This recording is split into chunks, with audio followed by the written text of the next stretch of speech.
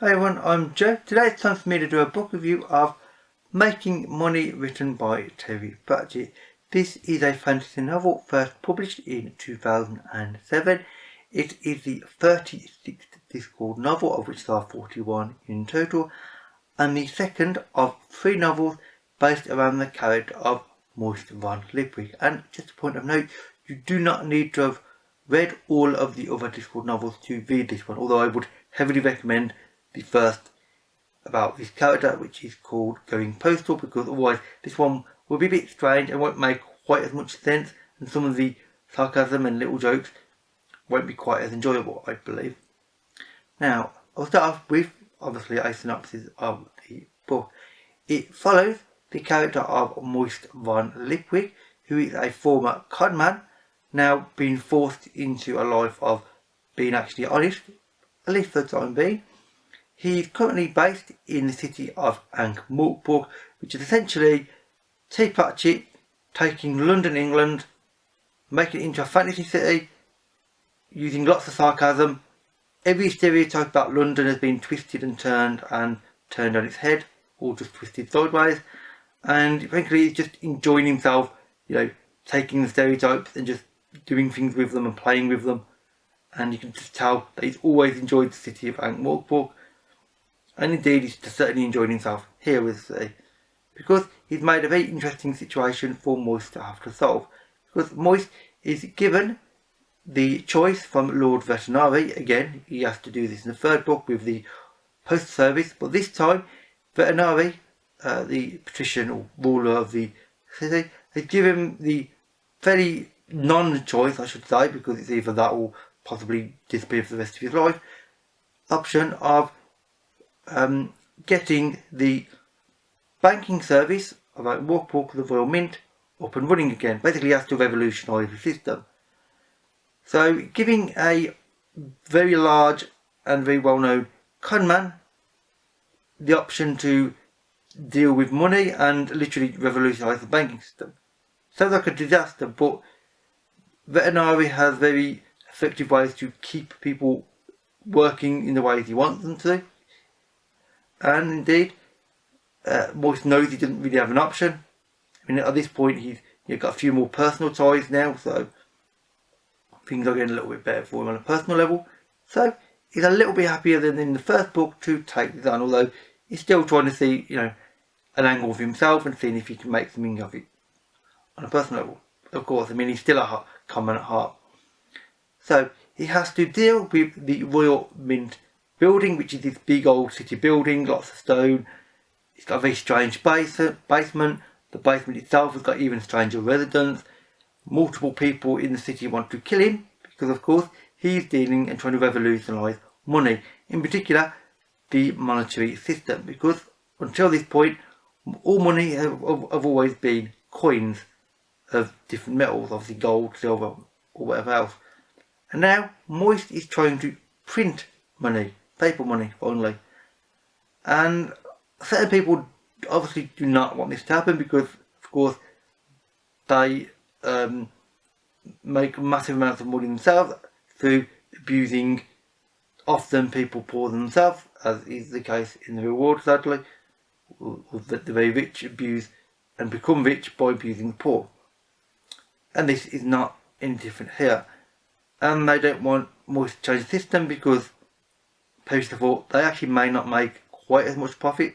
They might have to deal with merely medium profits rather than really high profits. Dear man, that's a problem. So, they all are trying to kill him, which is unfortunate for Moist. And that's not the only problems though, because he's got the internal banking system that he's got to grapple with and solve. I'm not going to go into them, but they are strange, let's say. The bank manager likes to have a walkout quite frequently.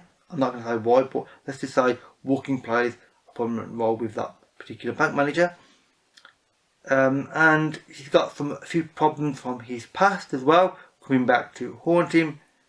And overall, Moist's got a lot of problems, and his abilities to solve them are going to be tested thoroughly.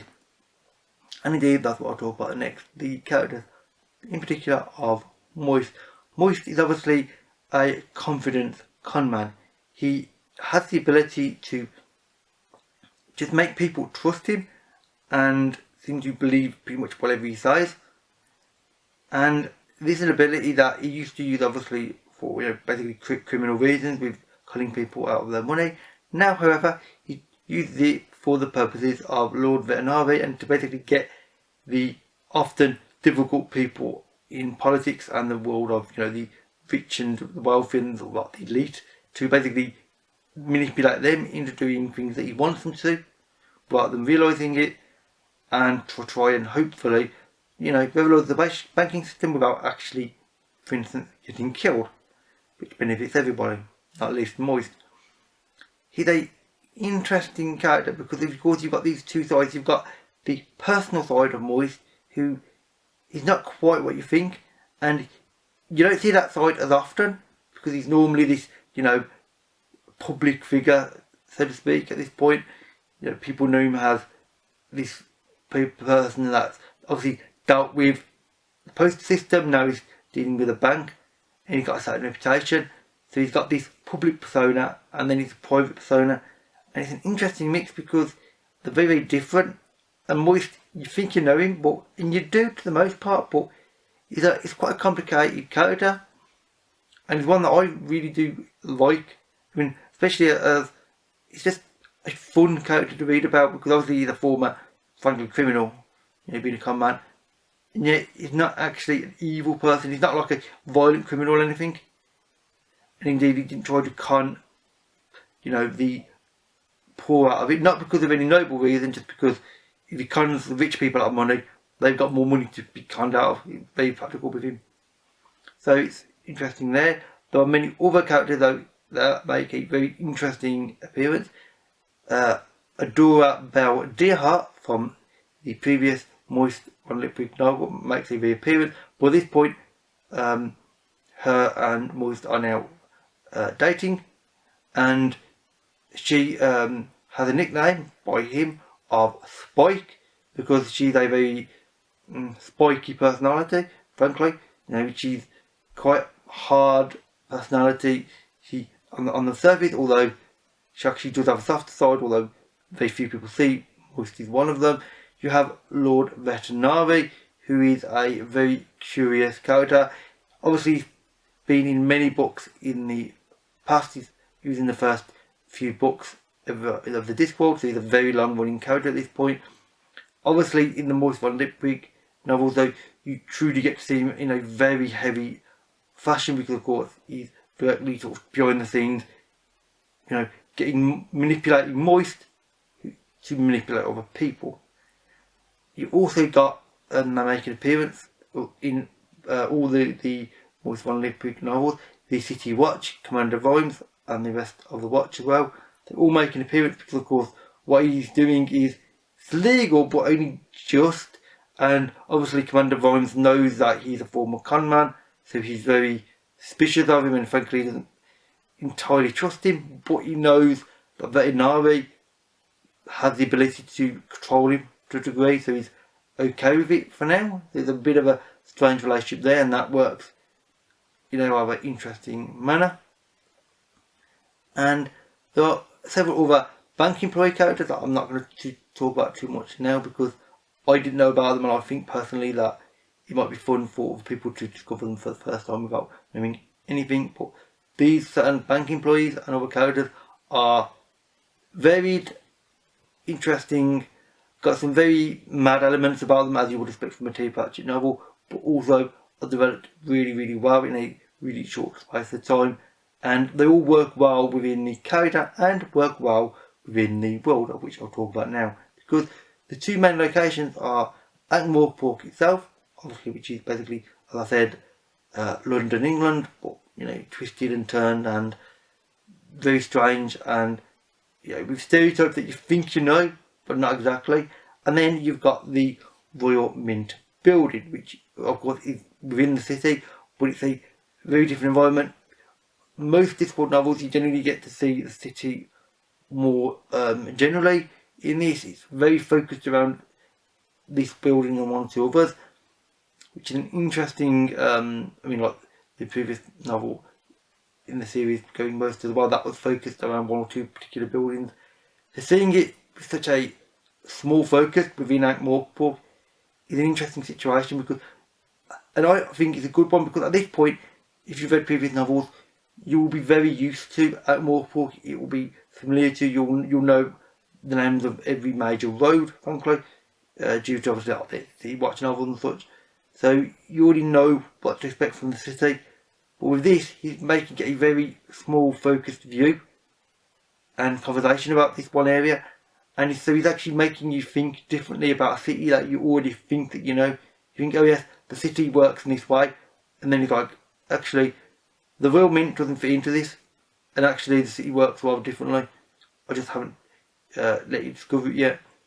So he manages to make a new feel, something that you already think that you know very, very well. And I really appreciate this. It was really interesting way that he does it. He doesn't do it by forcing you into thinking this, it just naturally happens. And it really works well. And frankly, I think that's the very powerful thing about this book. The plot line, the characters and the storyline all work really well. You think that there are elements of all of them that you've seen before, and indeed that is true to a certain degree, but it's like seeing a different viewpoint, a different idea on everything you've seen before, with remarkably new ideas mixed into it, and new scenarios, new characters. And so this is a evolution. I mean, this is what is classed as one of the Industrial Revolution novels, but this is an evolution of the Discworld. The Discworld started off much more simple and much more sort of fantasy based. Now it's a little bit more modern, and for that I think it's going an interesting way. I was always a bit nervous with the later novels being, you know, more modern in some ways, but it really does work well, and you get to see the evolution of a city and the evolution of people, and for that I am greatly grateful. And as for what Pratchett is trying to bring to the fore and discuss, you know, as far as larger ideas and themes is concerned, mainly he's trying to deal with the idea of obviously institutions within cities and within societies, obviously in this case banking systems. He's also trying to discuss in an interesting manner about societal change. How does a society that is on the surface very set in its way, you know, it uses physical coinage to pay for everything, how is that going to deal with suddenly somebody coming along and saying, actually, we want you and encourage you greatly to use, you know, these bits of paper that I've just, you know, drew pictures on, and now I want you to exchange them for goods and services. Like, really? Why aren't these gold coins good enough? What do I want a bit of paper? Isn't gold more valuable than paper? So it's interesting to see that view of a society that knows it's on the brink of change. A lot of it's quite willing to change, but there are always elements of every society and every situation that are resistant to change, because change scares people. Obviously, in a society, there will always be people that will let that fear dictate their choices, and they'll try to resist and try to change the whole of society, try to hold back all of society, just so they don't have to experience the change, therefore don't have to experience the fear. And but ultimately, I mean, I always think you can't change. You know, society, the way that, you know, the global civilization goes, you know, it's heading in a certain direction, which obviously changes all the time. But you can't suddenly say, oh no, hang on, we like these bits of society and these ideas of, you know, future ideas, but we don't like these, so we're just going to dismiss them. They're already here. It's part of the world. You have to deal with what's in front of you. You can't just say that, you know, no, I like these 5 things, but I don't like this other 6th one, so we have to get rid of it. It doesn't always work. You've got to find ways to adapt and live in a society that changes, that evolves with technology, with systems. It's not always about systems and technology. It can be just a way of thinking, you know, an idea, a sort of mental movement that Pratchett is talking about here. You've got to think about things, and we've all got to accept certain things will change. Don't be fearful of them. Change is scary, yes, but it's a natural way of life. I mean, as humans, we change, we evolve. Literally, we've evolved into what we physically are today. So, as society's changing, it's just the next step in that to me. And indeed, that's what Pratchett's saying, and it's talked about in a really interesting way, which I greatly enjoy. And overall, I would highly recommend this novel. It has some amazing ideas in it. It's got great characters, a great environment, fun and complex plot. A little bit predictable at points with the plot, because you know that Moist ultimately has to do certain things to sort of survive the novel. And frankly, you do know that there is another Moist Monolith with novel, so you know he actually can't be killed. I mean, that's not a spoiler, but only obvious probably by looking at the overall Discord series. So it's overall a really good novel. I would recommend it. Read Going Poster first though. Personally, you might want to read a few of the Discord novels first, but start where you want basically with the Discord novels. Although Going Poster before this one, otherwise it will be a bit strange, frankly. And with that said, that is it for this review. So thank you for watching. All my social media links, as well as a link to the book, can be found in the description box below. If you have read this and want to talk about it, or you would like to read it, then please leave a comment and we can have a talk about it. If you want to know more about the book, again leave a comment and I can try to answer to the best of my ability. And with that said, that is it for this video. So thank you for watching, and I'll see you another day. Bye for now.